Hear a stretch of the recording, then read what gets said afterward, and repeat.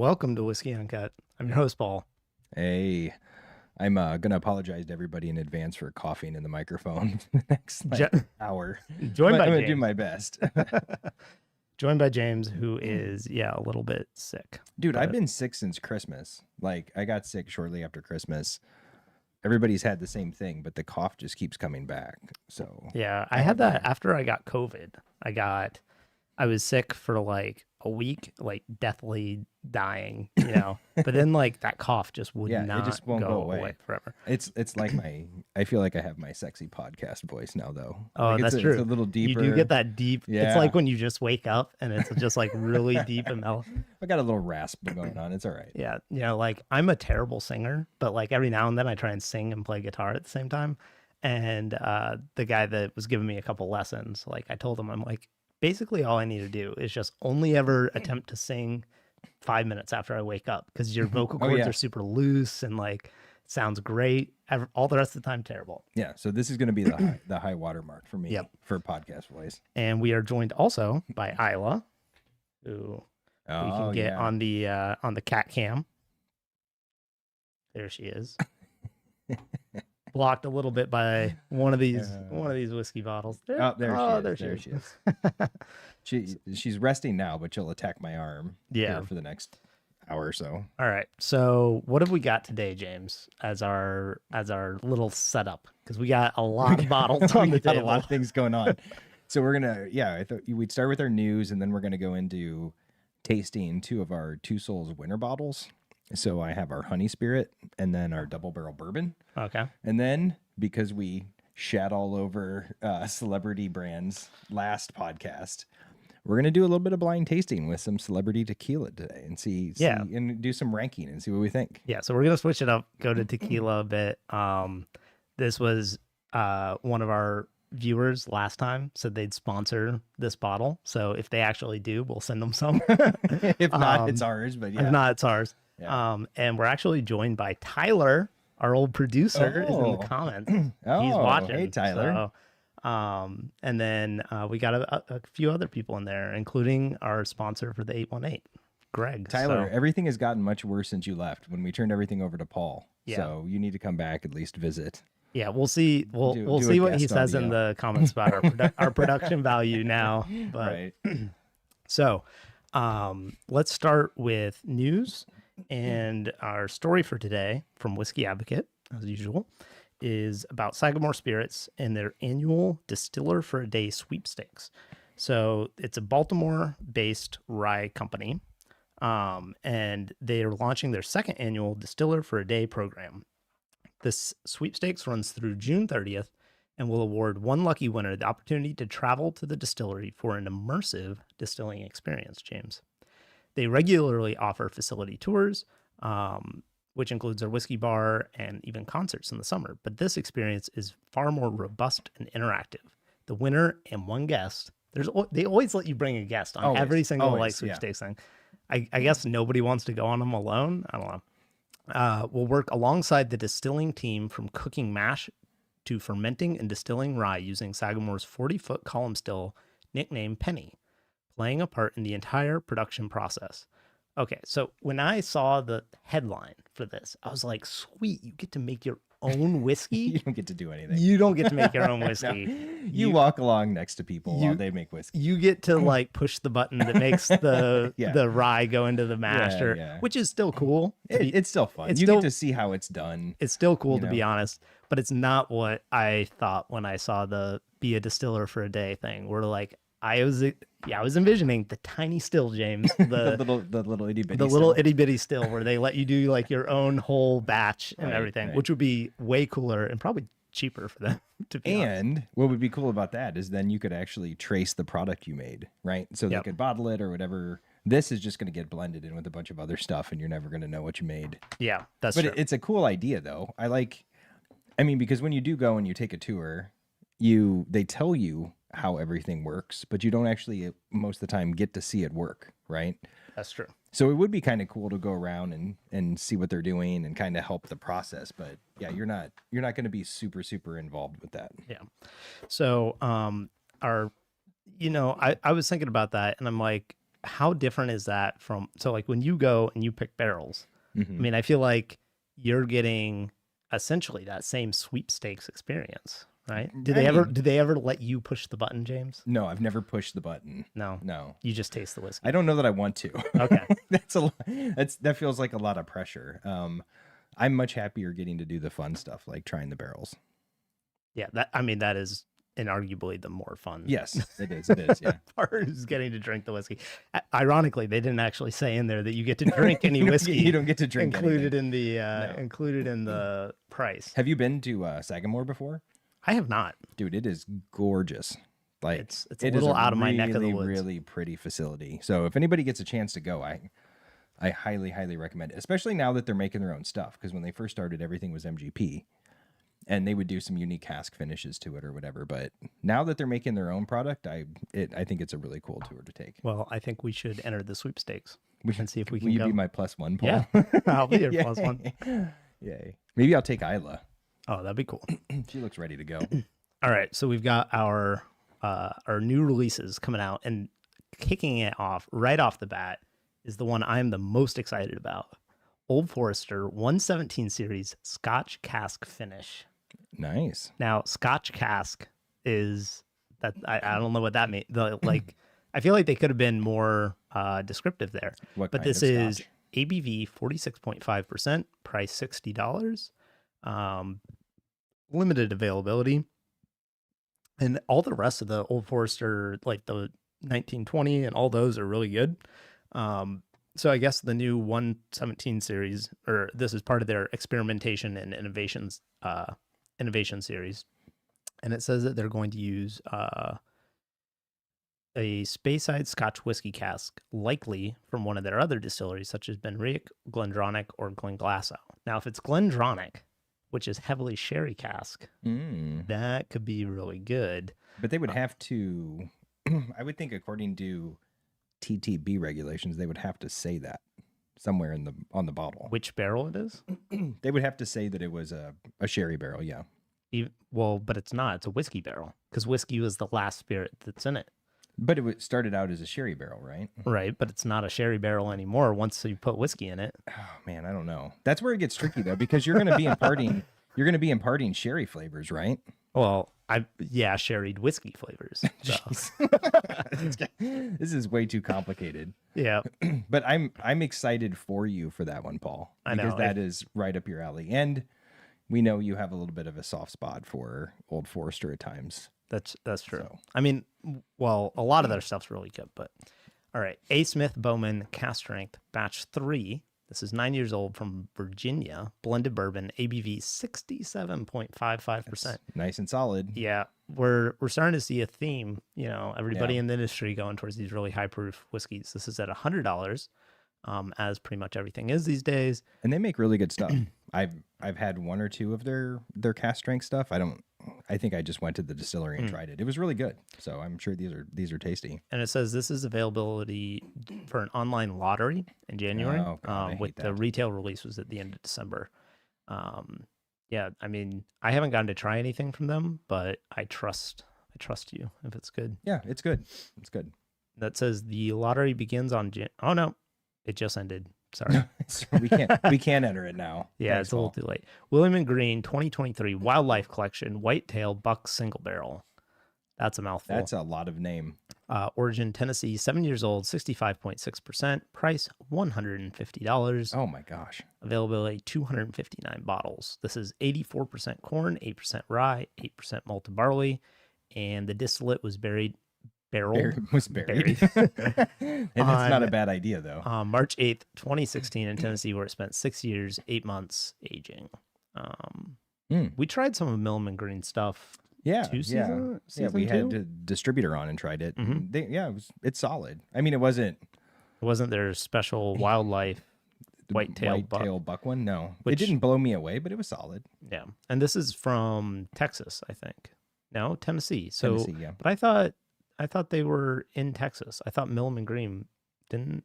They source, I'm sure. On November 10th, the bourbon was moved to Texas, where it spent an additional year aging in their rick house. Okay, right. That makes sense. Yeah. I was confused. I'm like, how can it be from Tennessee and Texas? Union Horse Distilling 10-year-old reunion rye, 62.5% ABV, 10 years old. Price $150. Availability in Kansas and Missouri. All of these prices make me feel much better about what I'm doing. About what you're doing with at Two Souls. Yeah. Yeah. I mean, honestly, at this point, like $100 is the new $60. Yeah. Like all the really premium stuff was like 60 to $80, a while ago, and now it's 100 to 150 because everything costs twice as much. That's from family-owned Union Horse Distilling Company, founded in Kansas City in 2010. Scored 89 points, and it's only 5 years old. All right. We have Never Say Die Bourbon from Kentucky, 6 years old, 47.5%, $70. Now that seems steep for 94 proof. I feel like at $70, I expect 100 proof plus. I see this pretty readily. I mean, especially if you're dealing with a smaller producer. I don't even know who these people are. I've never seen it before. But yeah, I would expect it to be in that price range. I'm assuming it says aging in Kentucky before embarking on a 6-week-long transatlantic voyage. Wow. Yep. Okay. So there's there you go. The $70 price point. You're paying the freight charge to bring it to England. Never Say Die. Yeah.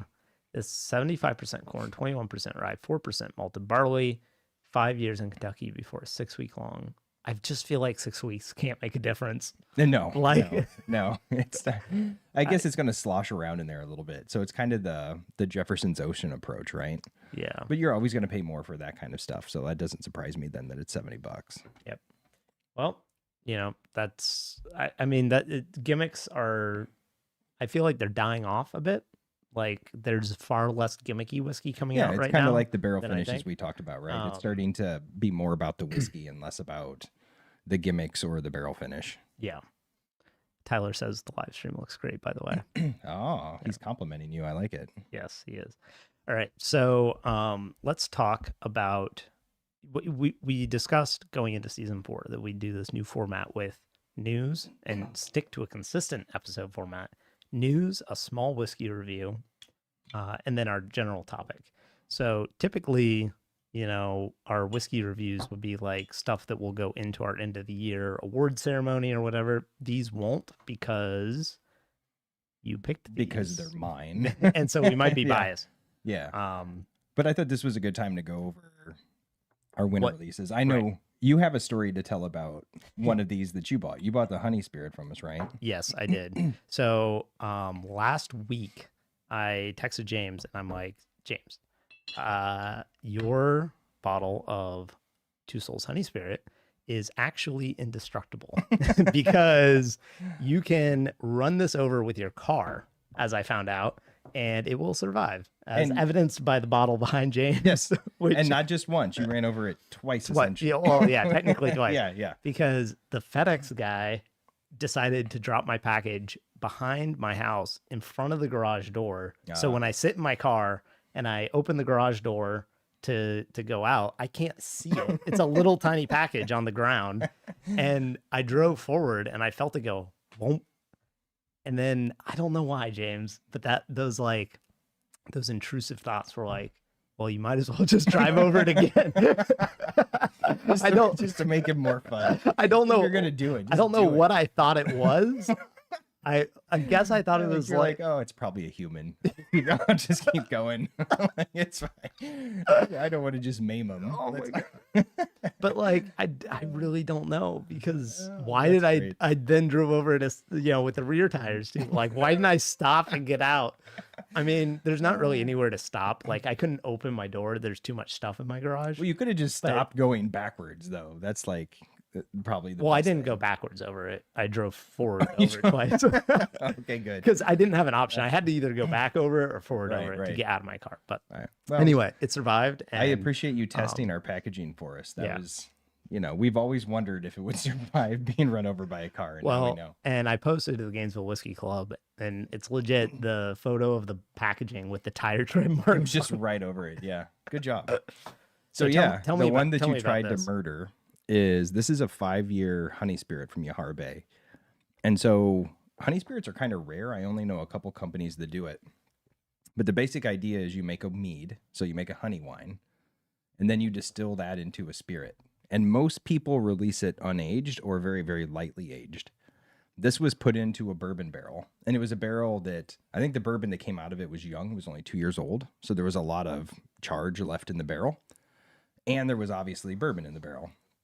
And this was left sit for 5 years. So this is the oldest honey spirit that we know of on the market. I've never seen one aged even remotely close to that. And what I love about it is there's been a craze with honey finished bourbon. And a lot of times for me, they're just too sweet. Like there's a lot of honey left in the barrel. You add bourbon to it. It's basically just like you're dripping honey into your glass of bourbon. This is entirely different. You get the nose, you get the raw honey on the nose, you get a little bit of raw honey on the palate, but it's not cloyingly sweet like you get from a honey cask bourbon. This to me tastes more like a bourbon. If you poured this for me, I would just guess it was a bourbon. Yeah, I remember when you gave this to me originally, you gave this to me as a blind taste, and you were like, tell me what you think.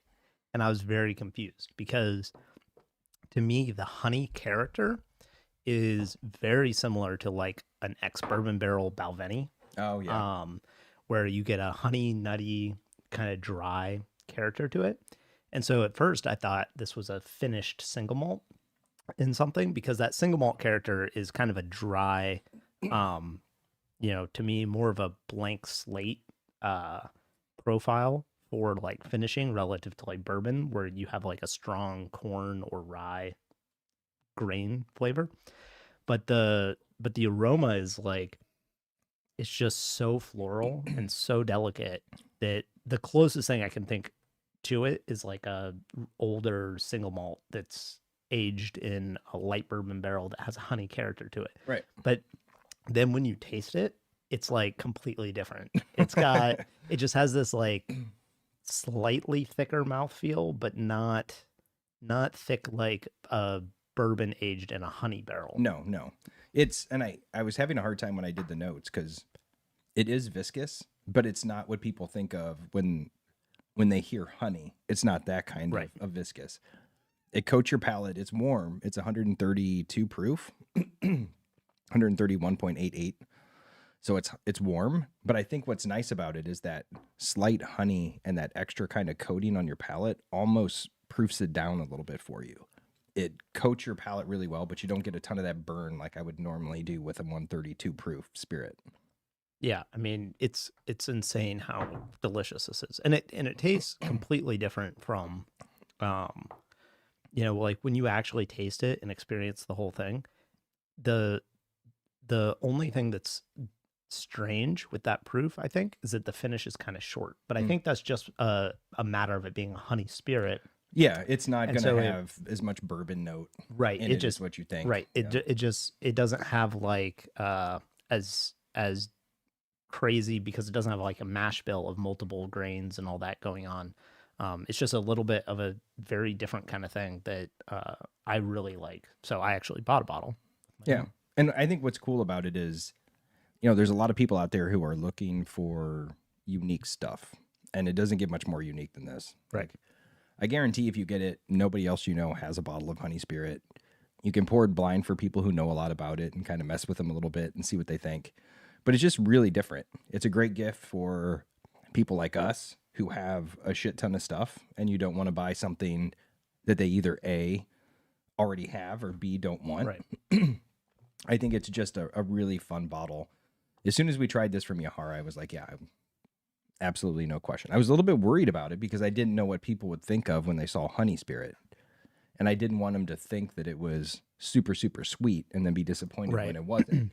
So I tried my best to kind of keep saying bourbon. Like, it tastes like bourbon. It kind of smells like bourbon. Get used to the fact that this is more bourbon palate than like a honey palate. Yeah, and it's certainly, it's not sweet like a double barrel bourbon. No. like a double cask where that second cask is heavy char, like Woodford Double Oak. Like, that's way sweeter than this. This is much more like you get a pop of sweet from like that honey, and then you get cask after it. And so it balances out really nicely. Not to mention the heat, the high proof cuts a lot of the sweetness, in my opinion. And yeah, it's a fun little I really little like spirit. it. Yeah. And we've had, man, I think we sold probably 3/4 of the barrel already. We opened it around Christmas time. So it's gone really, really quickly. And once people got their hands on it and tried it and started to spread the word a little bit. But this is what's cool about what we do is, no other company is really releasing this kind of stuff. Yep. And so we get our hands on some pretty unique stuff. Yep. And remember, if you are subscribed to our channel, if you give this video a thumbs up, or most especially if you're a Patreon subscriber, you'll get entries to win, because we didn't do our drawing for a free bottle of Two Souls at the end of December because we weren't doing the show. So we're going to do it the next week, at the end of this month. So, I don't know if this one's still on there, if that's on the slate or not, but one of these will be. So what's the second one you got? So the other one is our double barrel bourbon. And so this is kind of a fun story. When we first, you've tried all the Watershed products we've had, right? Like the first bourbon, and we had the single malt that we finished in an apple brandy barrel. We bought this barrel at the same time as we purchased those. But I wanted to let it sit a while, so we had one that was closer to 6 years. And it was a big ass chewy bourbon, like just heavy and rich and not really smoky, but like some leather notes in there. Like it was just big. And so it was really opposite end of the spectrum from the first bourbon that we released from Watershed. And I always sort of wish that it just had a little bit more of a punch of sweet on the front. That's the only thing I was sort of waiting for. And of course, the longer I let it sit in the barrel, the less sweet it became. But then there's a group in Ohio, Two Bros, One Bottle. David McAllister's the kind of the lead of that group.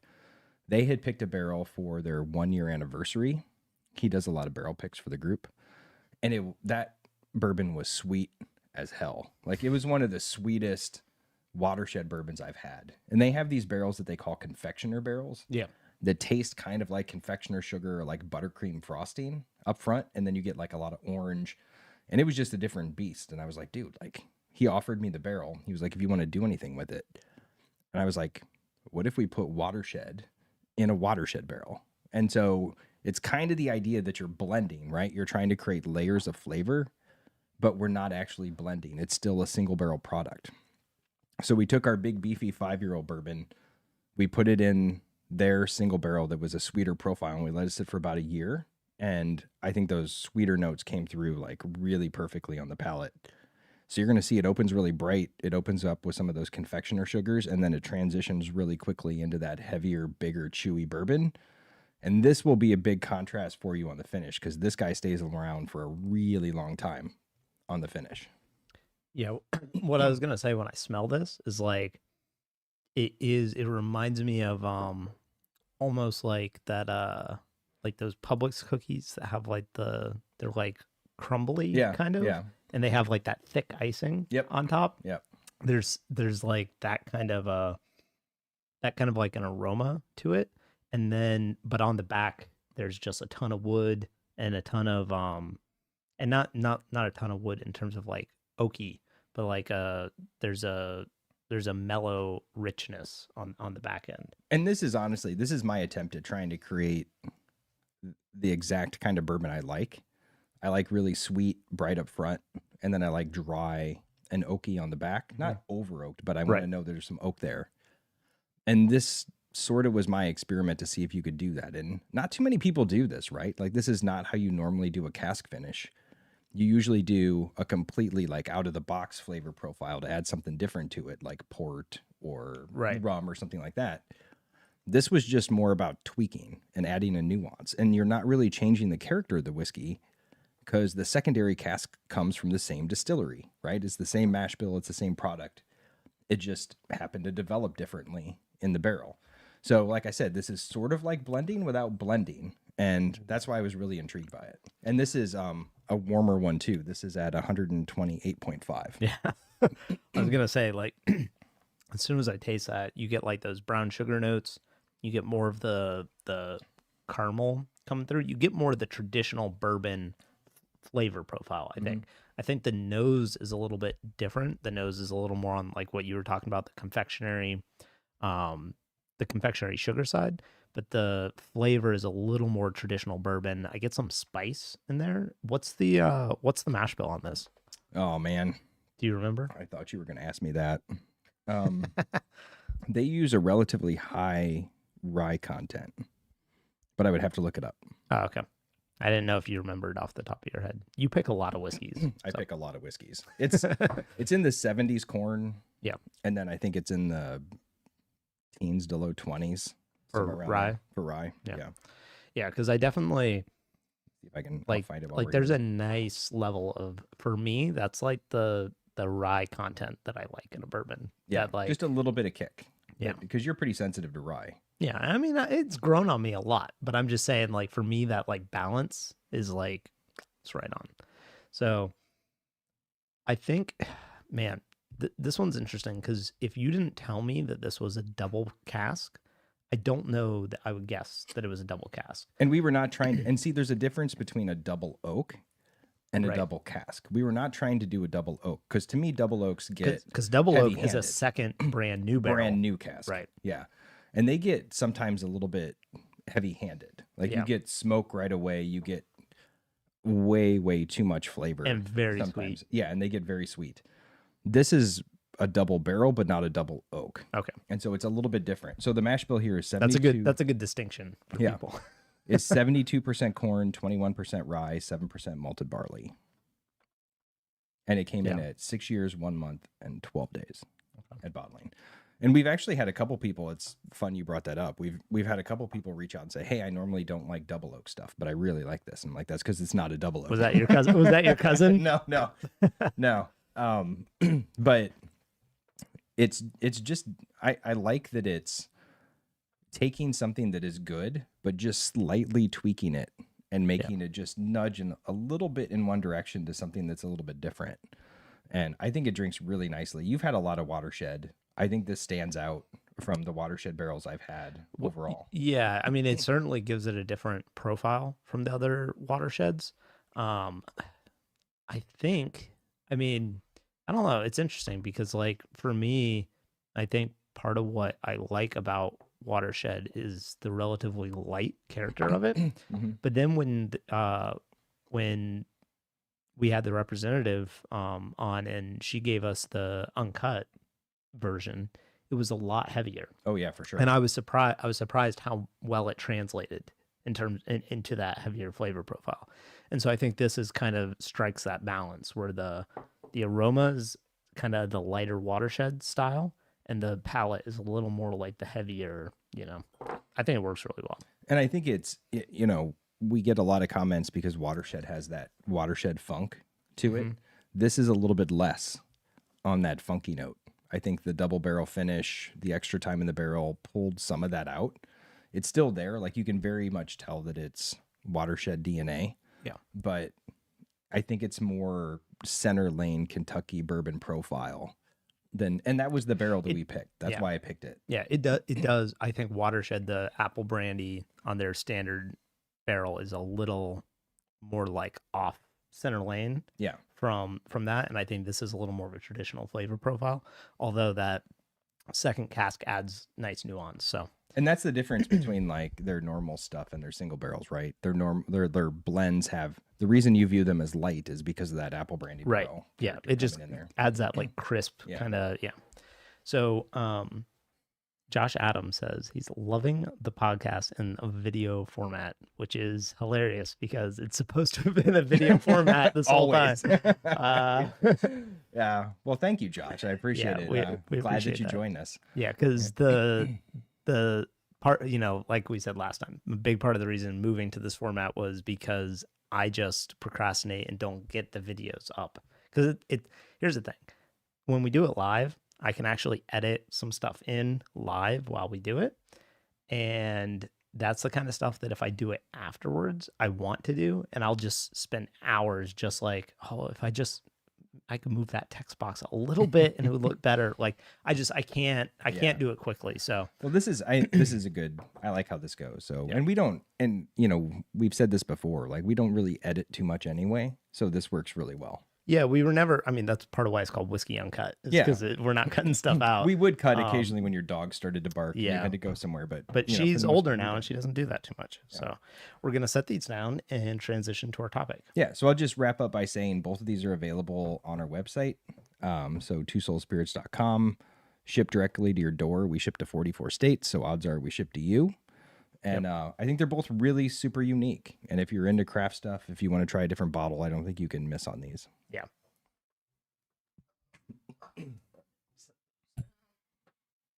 Okay.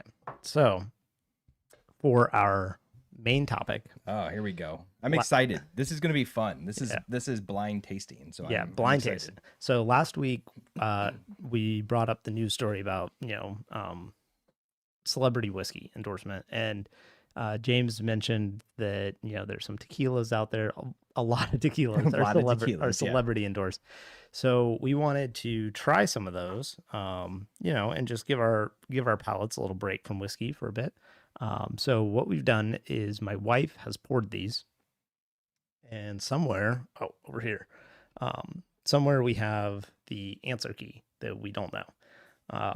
So she poured these blind for us, and we're going to taste them and just kind of give our impressions and probably rank them. Yes. I'm really excited to rank them. And while we start that, I'm going to read you guys a little bit about each one. And we should say this is real science here. We have a control. Yep, and that's our control is 1800 Reposado. Yes. So we chose all Reposados because Blanco tequila is kind of... I don't want to sit here and sip Blanco tequila. Me neither. That's more of a margarita thing for me. Yep. And then we have the Casamigos, which is George Clooney. And thank you, George Clooney, for putting it in a small bottle so we don't have to spend as much money. Yes. Yeah, because we had to go buy all these. And then we have Terramana, which is Dwayne Johnson. And $3.75, so that's okay. Yep. So that one wasn't too bad. But Kendall Jenner trying to take all of our money. $7.50. Yeah. So you're already making us angry, Kendall Jenner. Yep, it's good that this is blind because I can't hold it against you. That's true. That's actually a good point. So the first thing, just right away, I gotta say, Kendall Jenner's got the worst label. Like just a big 818 on it. I don't understand how. Like, isn't she like a fashion plugged in with the? Maybe that's what people like. Is they like ugly, boring labels. That you never know. That. I mean, when I will say it's distinctive though. It has 818 really large on it. Like you can't miss what it is. It does, but I hate the label so much. It's just very there's a lot of type. It just looks so boring. And what's baffling to me is they probably spent $100,000 just on developing that label. Oh, absolutely. At least. I do like the bottle though. I'll say that. I like bottles with sloped shoulders. Yeah, it's a nice looking bottle. Nice. Yeah. And it's a little bit different. It's kind of distinctive. It stands out when you look on the shelf with the other tequila. So it's kind of fun. She signed the bottle, by the way. I bet it's a real signature. Did you meet her at Total Wine and have her sign it? Yeah. Good job. So, anyway, so we're gonna read a little bit about each of these as we get into tasting them. And then I think after you read about them, I think we should pick who we think we're gonna like the best before we rank them. Okay. So based off what? Based off of what you read. Based off their story. Okay. Based off of their story, and then any ratings we've seen or our in-depth knowledge, Paul, of Reposado tequila. That's true. It's funny. I used to actually know a lot about tequila when I worked at Dorn's, because I drank probably tried hundreds of different tequilas there. I really like tequila. But it's been years since I've really been into tequila, and my collection of tequila has dwindled to none because I drank it all. If I was going to drink if I'm moving away from whiskey, it's tequila. So yeah. This is fun for me. All right. So the first one we'll talk about is Casamigos from George Clooney.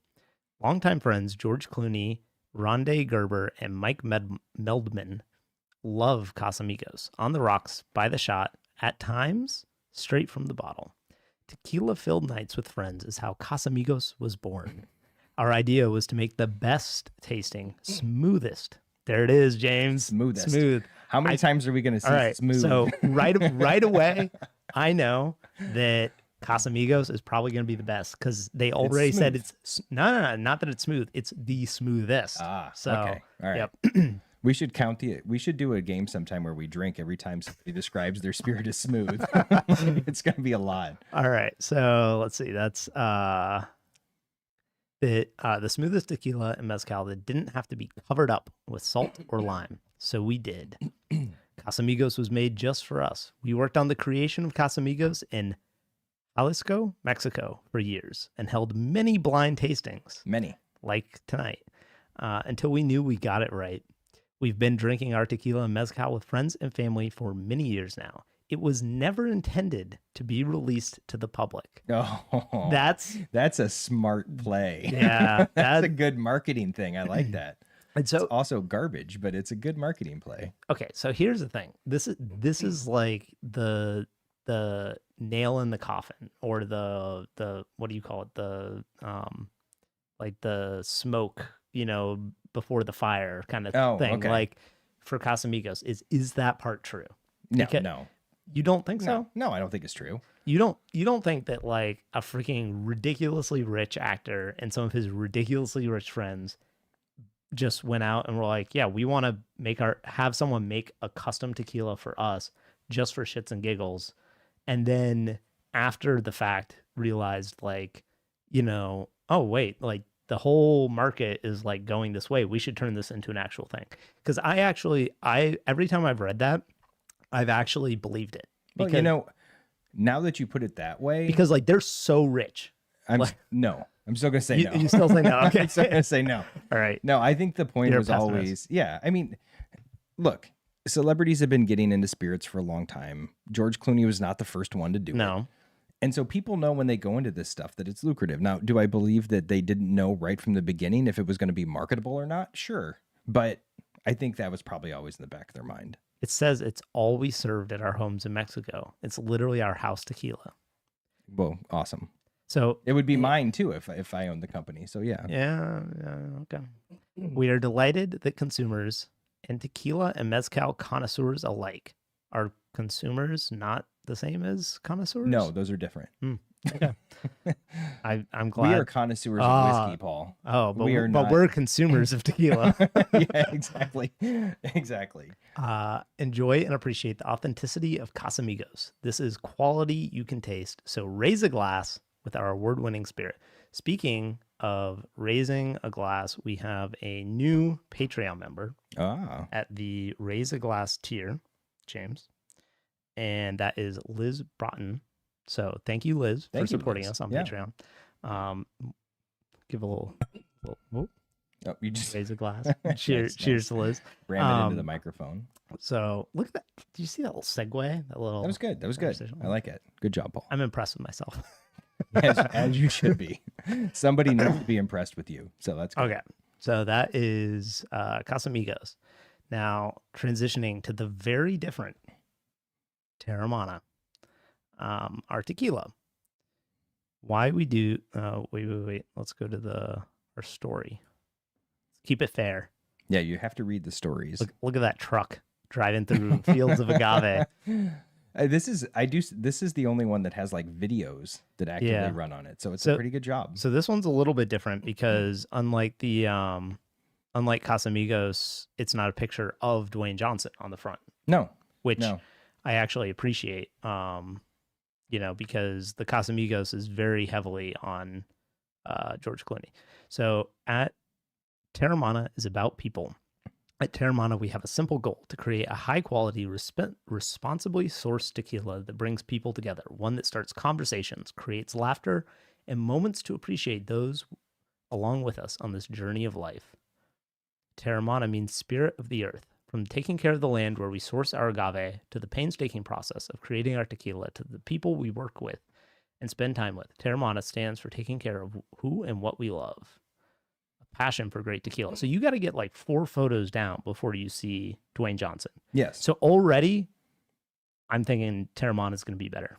You're just based on the website. Based on the website. Hey, that's all I've got to go on right now, right? That's true. Yeah. Well, because here's the thing. They're not, it doesn't appear that they're marketing just based off him. They're marketing based off it actually being a brand. Well, and that's why I don't know that I necessarily believe the whole story with George Clooney. And we never thought this would be available. Well, then why are you just splashing your face all over it?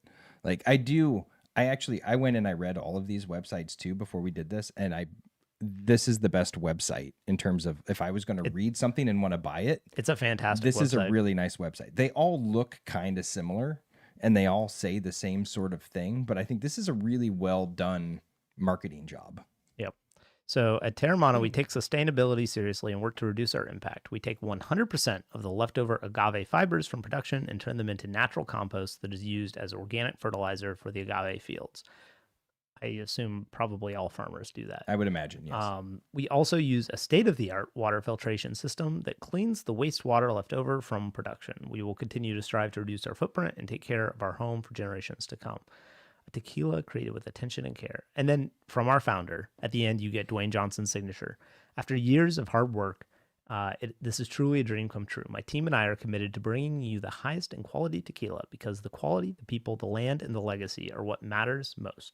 From all of us here at Terramana, we invite you to come have a drink. So, I mean, right away, I think I appreciate the fact that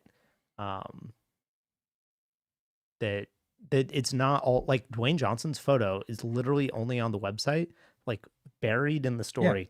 And it's like a picture of him with other people, like a stock photo, basically. The website is really about the farmers, the land, the sustainability, the product itself. It's a very different approach than what you see with Casamigos, where right away you just see a picture of George Clooney holding up a glass, right? And so it's a very different take and a very different angle on pubbing the product. And that's why for me, this feels less selly. But it has all the buzzwords that you would expect from a sales. You mean like sustainable, ultra premium tequila and sustainable and utilizing 100% brick ovens. Yeah. It's 100% brick oven roasted. Yeah. It's everything is very like, it's buzzy. We're sustainable. We recycle. It's like fair trade stuff. But it's at the same time, they talk about their process a lot. We roast for 3 days before shredding our agave to extract the juices for fermentation. We use leftover agave fibers to compost our fields, handmade copper pot stills. It felt more transparent than what I was expecting from a celebrity brand. Yeah, like look at this, the details. So they give you, I really like this graphic, 100% Blue Weber Highlands. So they tell you what agave it is. They give you the roasting, the distillation, the calories, the carbohydrates, the sugars, and then the aging barrels, American whiskey barrels. It feels much more like they're trying to build a real product. Yeah, I agree. And it's a fantastic website. All right, so our last celebrity one, 818. Hey, look, immediately, giant picture of Kendall Jenner stylishly wearing a hideous 818 hat. I mean, if I was Kendall Jenner, I would put my picture up front too. Okay, well, yeah. If we were Kendall Jenner, Paul, that would be our website. Our story. We worked closely with local family-owned farms in Jalisco, Mexico to bring you the smoothest. Smoothest. Now we have a battle of the smoothest. We have a battle of the smoothest. Now, and that in Terramana's defense, they did not claim to be smooth. No. So the smoothest. If there's a rough one, that should give it away. Yep. The most natural and best tasting tequila possible. Only the highest quality ingredients are used in its creation. Now, this is buzzwords. Yes. All natural, smoothest, best tasting, highest quality ingredients. Nothing of any detail. All very generic. The area code 818 is home to me. But the earth is home to all of us. Oh my gosh. Seriously? Is that what it says? That's what it says. Oh man. So it's named after her area code in California. Yeah. For sure. Oh my gosh. That's awesome. That's a terrible reason to name it tequila. I'm sorry. Whoever wrote that is amazing. Dude, I'm gonna start the 32608, whiskey company or something. Oh man. So from the agaves we grow to the production of the bottle, sustainability and transparency of our supply chain was our core focus. So we feel a great sense of responsibility and pride to have a positive impact on individuals, communities, and the environment. We've had so many magical nights drinking 818, and we hope you enjoy it as much as we do. KJ. KJ. Our process, understanding the craft and hard work that goes into creating. 7 years, 30 plus hours, 70 hours. Okay. 7 years. We wait 7 years for the agave to reach peak maturity. We cook our carefully selected agaves for 30 hours, and we ferment for 70 hours before being distilled. Sourcing the agave, slow cooking, traditional Tahona extraction. We crush our cooked agaves with motorized stone Tahone pits. Each wheel weighs 800 kilograms. So, I mean, there's some good detail in here. Like it's fine. It's a little bit more buzzy, markety, but it's fine. It's better than I expected. I was half expecting 818's website to just be like just photos of Kendall Jenner's like Instagram with the tequila bottle. Doesn't this website remind you of Terramana though? Yes, it's almost identical. The layout and the and just I assume that this is like the correct way to make a website right now. You know, if I had to guess, like that there's probably the same group of interns in marketing. It looks really, really similar. So let's see the Reposado. Oh, they got some pictures. Classic. Looks just like Instagram photos. Just disembodied hands holding the bottle. Holding bottles up. Holding bottles up. There's one in an agave plant. Ooh, I bet that took a lot of creativity. That was nice.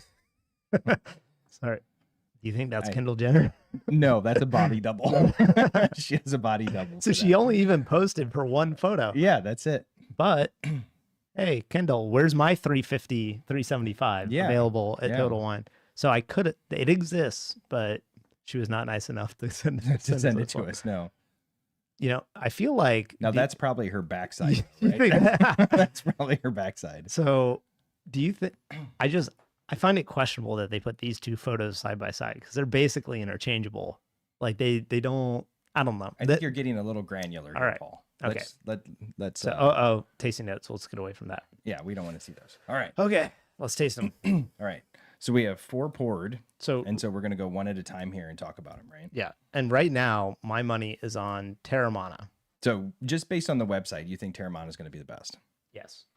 I am going to go with Terramana as well, but it's just because it's hard for me to vote against a bald, muscular guy. Yeah. I should also say that's kind of my wheelhouse. These all cost almost the same amount.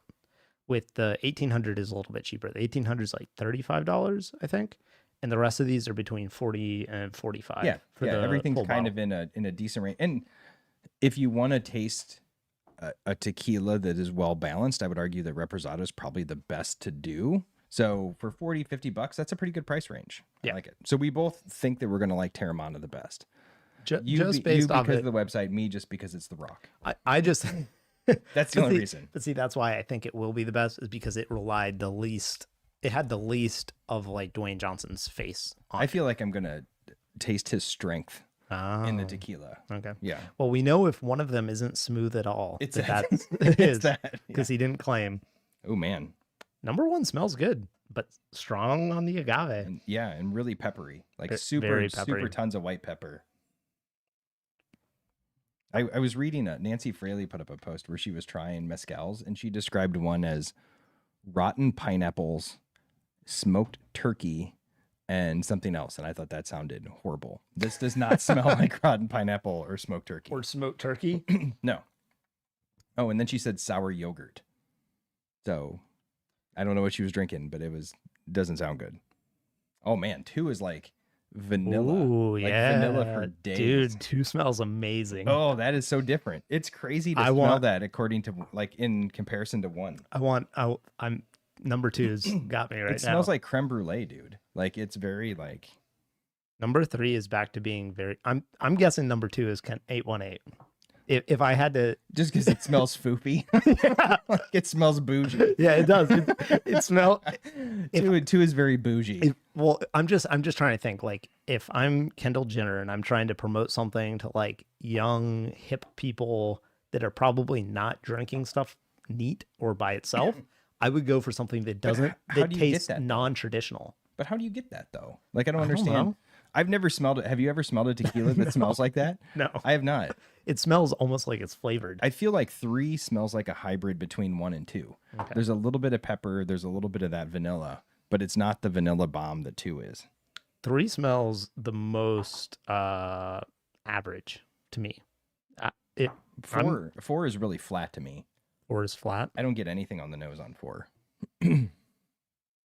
Ooh, yeah. Actually, you got to get in there, but it doesn't jump out of the glass. The others really popped out of the glass at me. You know what 4 reminds me of? It's like, man, it smells like a tortilla. It does. Hey, maybe. It does. It has like that ground kind of, it's just so subtle. It has a little bit of a fruitiness to it that I don't get in the other ones. Almost like a 4 is very subtle. like a mango-y kind of tropical fruit note. So right now, I think 1800 is probably number 3. Because you think that's kind of middle of the road. I think that's the most just like basic tequila aroma. See, I'm not even going to try that. I'm just going to. Oh, okay. What is your favorite nose? 2. Man, you went with the bougie one. Yeah. Well, okay. It's the most unique. It's the most standout. And I think it's got layers to it. You think so? I do. I think it smells unlike any tequila It I've smells so damn sweet. Like it's just like. Shut up, James. It smells like a dessert pour. If number 2 is 818, we can get Kendall Jenner on our podcast. That's good. We got to rate that really highly. Yep. 10 out of 10. You know what? I'm kind of a traditionalist. I think I like 1 the best on the nose. I like really white, peppery, kind of in your face tequila. I mean, number 1. Okay. If we're grading like how much of a tequila is it, number 1's the best. Well, I mean, but I'm just saying the standout for me, the memorable Is 2? one is number 2. Well, yeah, it's memorable because it's weird. Yeah. But I do think one jumps out of the glass. It's very clean. It's very peppery. I think 3 and 4 are confusing to me. They fall somewhere in the middle of the other 2, and they're a little bit harder to get a nose off of. And so I don't like those. I'm much. digging number 4 though. I like the restrained aroma because probably my least. It does smell good when you get down in there. Yeah, because probably my least favorite part about tequila is often the overpowering agave flavor, like with a silver tequila. Yeah. And so like that's why I like Reposado and Añejos is because you get a little bit more in there. I agree. The longer it sits there, the better it gets. It's probably my second favorite nose of the group. Yeah. But you have to like dig a Yes. little bit more. Yeah. All right. So 1 and 3 are the most similar, I think. I would agree. So I don't know. Are there any bald people that work at Casamigos? Maybe that's I know Casamigos George and- Clooney, like, from his pictures on the website, he's still got a nice head of hair there. So, Yeah. Okay. All right, so let's go these. Let's try number 1. So first of all, you can't really tell anything by the color on these because the bottles are different sizes, the labels are different sizes. So I couldn't judge based on color if I wanted to. No. Also with the lighting in here, you can't really. Oh, 1 is good. It's smooth. It's very smooth. Dude, 1 is nice. It's clean. It's peppery. It's got a little bit of vanilla caramely note kind of lingering in the back that tells you it's a reposado. Yep. Liz says she likes Terramana's label the best. Okay. So yeah, hey, actually, if you are watching live, let us know in the comments what you would rank these just based off what we talked about with the label and the websites. Which ones do you guys think would be the best? Yeah. If you have a guess. And then we'll tell you you're wrong. Yeah. when we do our pick. So yeah, I think 1's very straight up. It's not, I wouldn't call it a complex tequila, but I really like it. It's clean. I could sip it neat. Yeah, you legitimately, like, I'm surprised. Here, the thing is, are these all 80 proof? I didn't even check that. I think so, yeah. 818 is 80 proof. Terramana is 80 proof. I'm guessing Casamigos 86. Nope, 80 proof. I can't read these. Holy shit, that's tiny. I know. Yeah, 80 proof. 80. Okay, Yeah, so they're all 80. So we're an equal playing field here. So this is legit science. This is as good as it gets. Yeah, I think 1's aroma is good. The palate is disappointing. Fuck. 2 is so, it's like a sugar cookie in a glass. Like it is. It's wild. That is bonkers. Honestly, did she spray her perfume in it when she bottled it? it's gonna be really funny when that's Dwayne Johnson's. She's like, I gave it the aroma of my body. I touched the liquid. Dude, I'm calling If it now. This is Dwayne Johnson's. This is Terramana, man. I'm gonna be so upset. But it is like, that is weird. I don't even know what to, if you poured this for me, I wouldn't even know what to tell you it was. Oh, it tastes like it smells. It tastes like, It tastes really good. Honestly, I like that a lot. it tastes like fake sugar though. It does. Yeah. It tastes like a flavored tequila. It tastes like artificial sweetener. Yeah. And then it's watery to me by comparison because you don't get as much of that peppery note.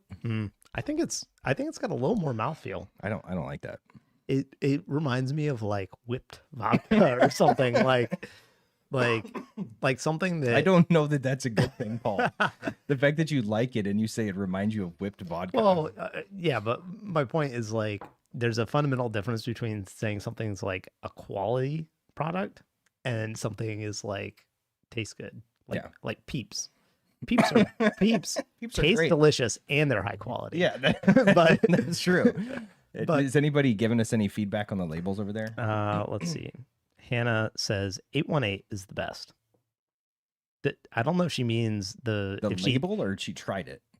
Does she think that it's going to taste the best, or she has tried these and she thinks it's the best? Because she's the one that offered to buy us the bottle. Ah, okay. So I don't know if that was she's a fan of Kendall Jenner, or she's stacking the deck. But yeah, we'll find out. So yeah, let us know if you're saying that it's the best because you've tried it, or because you think it's going to be the best.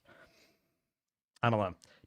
Two is definitely like I almost wouldn't think that was tequila. No. If I was blind tasting, which I am blind tasting, but I know it's tequila. All right.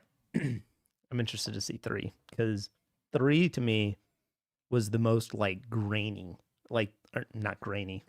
Considering there's no tequila. grain in it, Paul. The yes. The most planty. See, I think the most leafy. I think 1 is. You think 1 is? Yeah. I think that pepper adds to it. That's what the vegetal note of tequila is. You weirdo.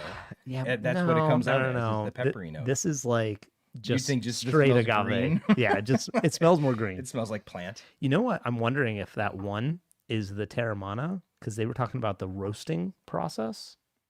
You're getting really like into trying to determine which one's which. That peppery, smoky kind of character to it. It's like a little more like cooked. It's also brighter and it's got a little bit more citrus in it. Even though they all pops a little bit more. 3 I like much better than 2. It's a little bit muted by comparison, especially when you try it next to 1. It doesn't jump out at you as much as 1 does. It's a little bit more restrained. I like it. So Reposado can be between 2 and 12 months old. Yeah. Aging. And you can tell 1 to me doesn't feel like it's aged very long. Like it's almost kind of Blanco-ish. Yeah, I think 3 has more complexity overall. 3 feels like it's got a little bit more oomph, like barrel notes coming in.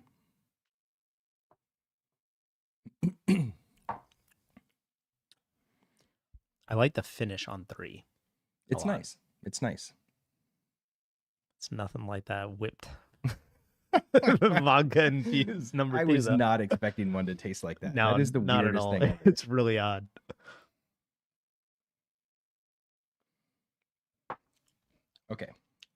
Okay, so right now, I feel like 1's aroma beats number 3, but I think the palate of 3 beats number 1. So those are they're very close. Close to me. Yeah. So I just went and smelled 4. Yeah. And it smells like fish. Like it has kind of like a. Do you know how sometimes when it rains, people say it smells like fish outside? Yeah, I can see it kind of reminds me of that. It's got a little bit of a funky kind of wet note to it. And then once you get underneath that, you start to get a little bit of the tequila note. But it's by far the most subdued on the nose to me. It is a bit earthier, for sure. It does have a little bit of that. Which one of these was talking about the earth a bunch? Well, Terra. I think that was Terramana. Yeah, there you go. That has the word in it. 4 is like, it has a little bit of a tropical vibe to it. Maybe more so than the others. Like tropical fruit, like mango, papaya kind of notes. And then you get a little bit of that kind of slight smokiness to it. I almost get a little bit of pineapple when I really dig my nose into it. I think it's by far for me the more interesting one to smell. Yeah, pineapple. I think that's when you were talking about fruit earlier, and I was like, my first fruits that I go through are usually whiskey fruits, like cherry, strawberry, apple, banana, those kind of things. But I think pineapple is an accurate or an apt descriptor for that. And papaya for me, you know how some people say papaya tastes like feet? I can't speak to papaya. I don't eat papaya. Some people say papaya tastes or smells like feet. You've told me this before. Yeah, that little funkiness, it has a little bit of that into it. Why does anyone know what feet taste like, James? You know, to each their own, Paul. I guess. Don't judge. To each their own. We just happen to like whiskey. Yeah. All right, so first pass through, what's your leader? All right, my leader is number 3. I'm wavering back and forth between 3 or 4, just because I think 4 is kind of curious to me. Here's the thing: I think 4 is more complex than the others, but it's so restrained that it's just I don't want to work that hard. But is it the for my tequila? smoothest? That's very possible. Honestly, it might be the smoothest. Honestly, at 80 proof, they all taste like water. Yeah, especially after trying 130 proof whiskey. Yeah, so. That's actually the funny thing is that they're talking about it being the smoothest, and they're 80 proof, so they're all incredibly smooth. Yeah, yeah. All right, so I'm gonna do one more trip through, and then I say we rank. Okay. All right. Go for it. Oh man, I can't get over how much I like the nose of one though. Yeah. But just because I like to know I'm drinking tequila. It definitely has the standout aroma, other than 2 being standout for oddness. It's sweet. It's peppery. Yeah. Like, it's just a really inviting nose. It is a very inviting. It makes you want to drink it. And you don't have to fight for it. Right. And that's why I'm talking about with number 4 is annoying, is like it's got layers to it.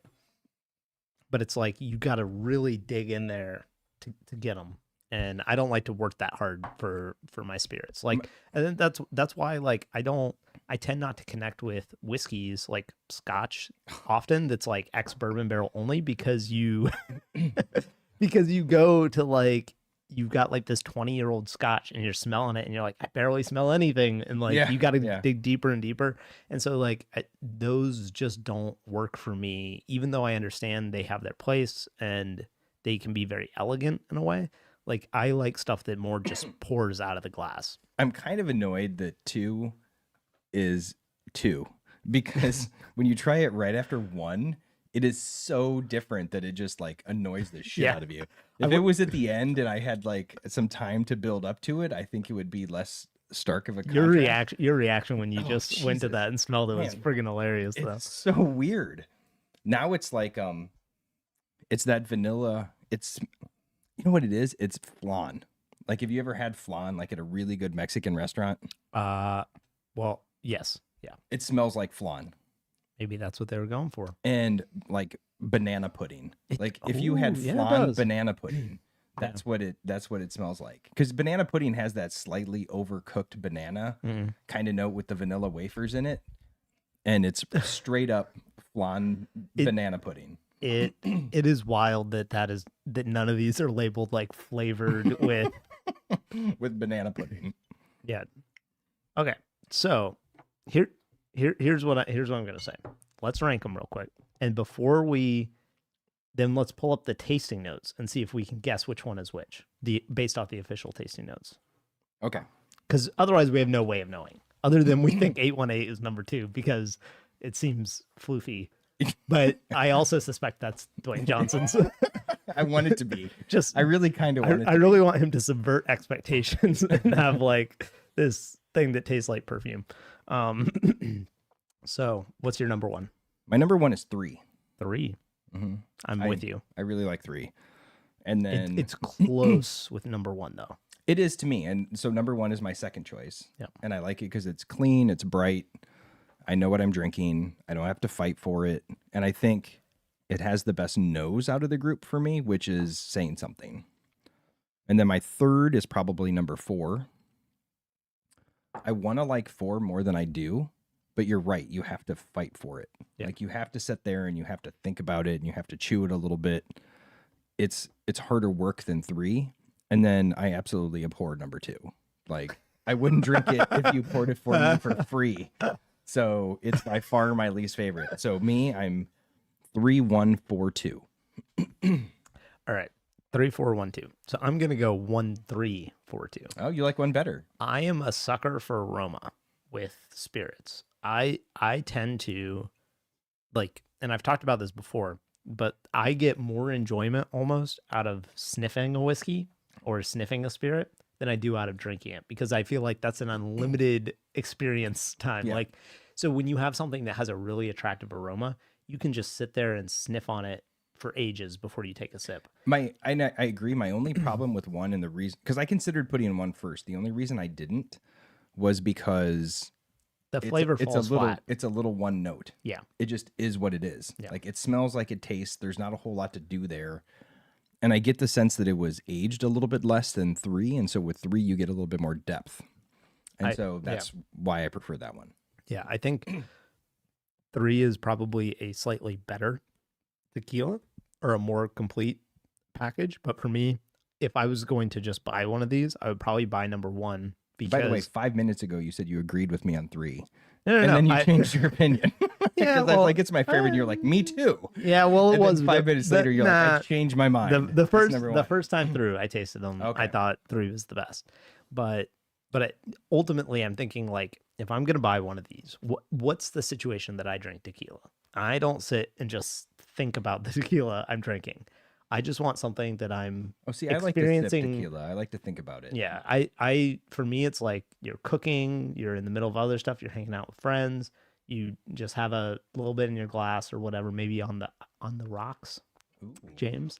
And so for me, the aroma of number 1 is going to be more pleasant to just kind of enjoy. But you agree that there's not as much to talk about with number 1. Yes, I agree. Right. Yeah. And that's why I think I like 3, is that it has some of the characteristics of 1. It's a little bit sweeter, but it gives me something more to contemplate while I'm drinking it. I think if these were higher proof, 4 would win though, because I think 4 is just it's like it's almost like it was proofed down too much. Yeah, it's like 4 is like so close to being the best, but it's like you just got to fight for it. Yeah. So I would go probably 1-3-4-2, although 2 is so it's so weird. So weird. And it's I mean, seriously, would you think that was tequila? No. I wouldn't think it was tequila. Okay, so let's look at these tasting notes. And let's see if we can parse which one is which real quick. Probably not. They're going to be similar, I think. So our tequila, reposado. Okay, so Terramana has notes of oak and vanilla with a smooth, rich finish. Jesus. I could put that about any spirit that was aged in a barrel. That's it, right? I could put that about every bourbon. I could put it with anything. Yeah. That is the most generic tasting note that I've ever seen. That's really bad. On the plus side, you might as well just put fairly accurate. Tastes like a barrel. Tastes like tequila. Yeah. All right. Okay. So that didn't help us at all. No. However, come on, Rock. They did do a better job with your tasting notes. They did say vanilla, so maybe number 2. They didn't say sugar cookie banana pudding, so yeah. All right, Casamigos. Let's see our tequilas. Reposado.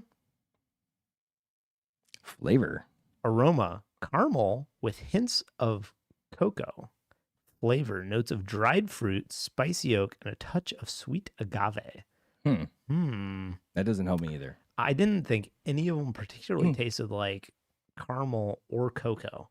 If I had to guess one of them, it might be number 4, just because it's so hard to pick out an aroma. I think 3 is a little caramely to me, but I think the predominant note on 3 is still the tequila agave spiciness. So, oh shit, it's number 3.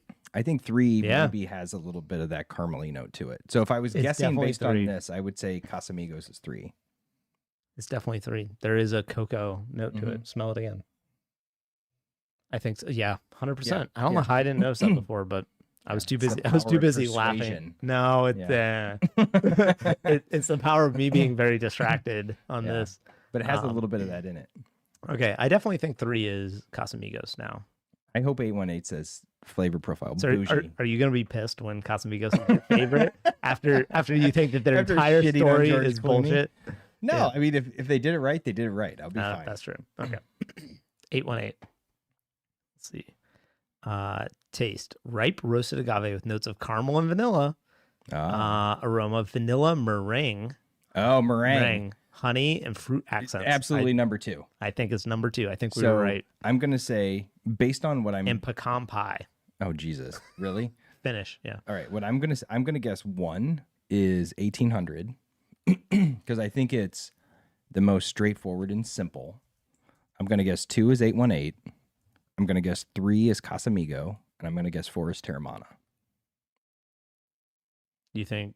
Okay, so you think 1 is 1800, 2 is 818, 3 is Casamigo, and 4 is Terramana. Yes. Okay. I'm probably completely wrong, but that's my guess. And I'm guessing I've had 1800 before. I've sipped it. I remember it being kind of peppery and fairly straightforward. So I'm positive it's not 2. Well, I'm pretty positive 3 is Casamigos after reading their chocolate note. The chocolate note. Because even though I wouldn't necessarily call it chocolate, like I get what they're saying. Yeah. It's part of that layers of complexity that we were talking about. Right. And 4, I just want it to be better than it is. Yeah. I think if 4 is Terramana, they could have definitely added some tasting notes to that. Oak and vanilla. Tastes like agave. Yeah. All right, so let's do the reveal. So real quick before we get Bad Axe Bourbon's asking what's going on here. A lot of nonsense and nothing not related to whiskey. No. Josh Adams says Terramana looks the most like a Scotch label, and it reminds me of Oban. Yeah, I can see that. It definitely does kind of have that. I mean, look to it. I like their label the best personally. It's got like the gold here. Let's go to the cat cam because then you can kind of see better. Oh yeah, I do like it the best. You can see I love it. Yeah, I used to like Casamigos, but I do like the Terramana label. The tequila is in like embossed gold, which is nice. And but it's a very generic label at the same time because it's just like got picture of agave on it, And I see a theme where everybody's using kind of. I mean, 1800 is a little bit different, but the rest of them are using kind of a beigey kind of simple label. Yep. So, all right, the big result reveal is number 4 is 1800. God. Okay, all right. Number 3 is Casamigos. All right, so we were right on that. Yep, we were right on that. Number 1 is Terramana. Okay. And number 2 is 818. Hey, so we just flipped 2.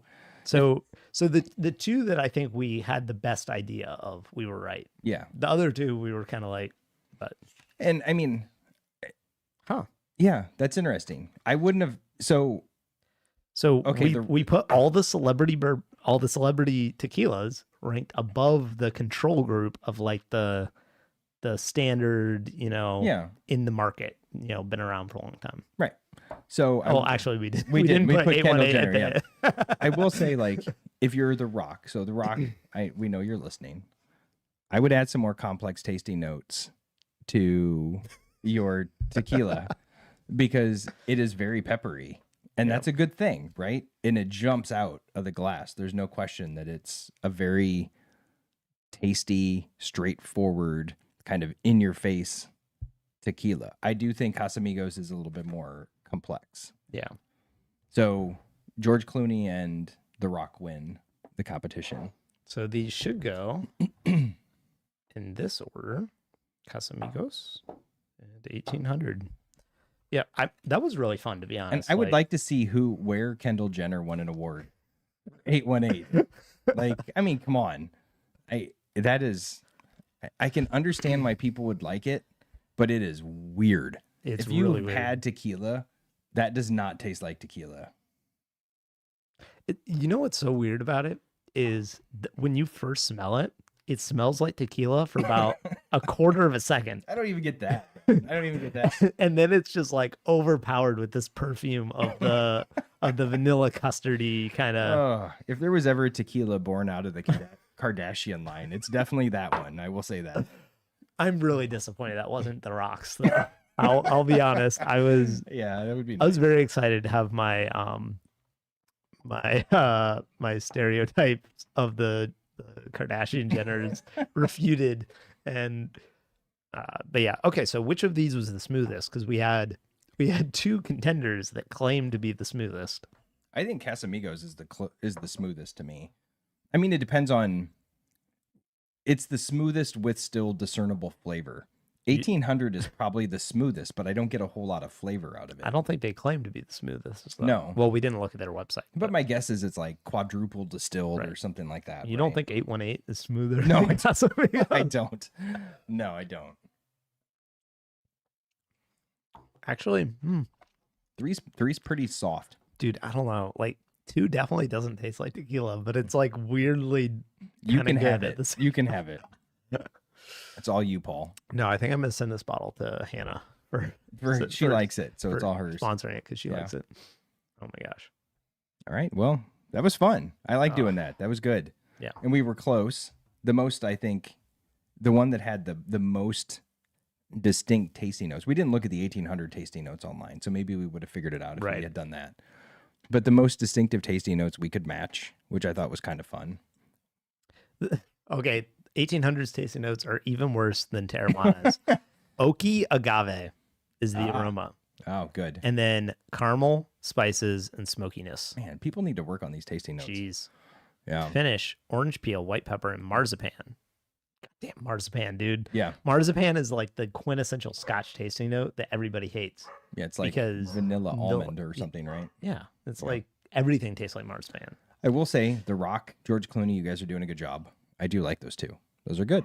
Different reasons why I would try one. I'd probably drink Casamigos neat more than I would drink Terramana neat. Yeah. But still really fun pours. Yeah. And I won't buy another bottle of 818, but I will pour it for people. I'll pour it for people. What the hell do you think this is? Yeah. Yeah. Yeah, that's a fun one. So anyway, thank you guys for watching. Thank you for participating. Oh, hey, Corncake said, "Hey, you beautiful men." The podcast sounds great. He's on his way home. He was complaining about our sound last time because our level was too low. Oh, so it's good now? He couldn't hear it, but it's good now. Glad we're better for you there, Corncake. So anyway, thank you guys for watching and tuning in. And before we forget, before we leave, I want to tell you one of the things I wanted to do with this podcast was convert people to whiskey. And we have done that with my cousin Andy. Yeah. So my cousin Jake has always followed. He's always been a supporter. My cousin Andy is now fully on board the whiskey train. He sat in line outside. He took his senior citizen parents and stood in line at a grocery store so he could buy more bottles in an Ohio lottery. So the man has leveled up. Yeah. He is reaching the whiskey aficionado stage. Even I'm not that committed. No, it tapers off as you get past it. You know, stand outside in Ohio in the winter in an Ohio lottery. So we have converted my family. So I appreciate it. I did that in Scotland. I'll be honest. I stood outside again in the distillery in Scotland, and it was raining, and it was. But this was cold, to buy like Stag Junior. Yeah, well, that was to buy Octomore. So yeah, that's you probably win. so we're converting my family. I appreciate it. Yeah. So anyway, this has been fun. Until next week at 6:30. We've already 2 weeks in a row, James. Look at us. It's a pattern. It's a pattern. Wait, when do New Year's resolutions usually die? like the third February. Week, or third week of January. So we'll see. But so far it's been good. And remember, drink, share, enjoy. Cheers. Cheers.